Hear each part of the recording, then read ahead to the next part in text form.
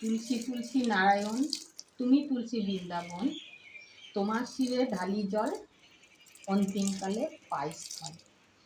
এই মন্ত্র বলে সারা বৈশাখ মাস আমি তুলসী গাছে জল দেব।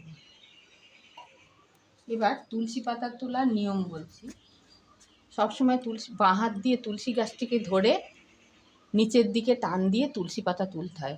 কখনো নখ ব্যবহার করতে নেই, আঙুলের অগ্রভাগ দিয়ে সবসময় তুলসী পাতা তুলতে হয়।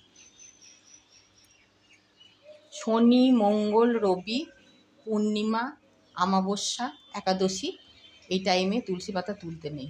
এইসব দিনগুলিতে, অন্য দিনে তুলসী পাতা তুলতে হয়।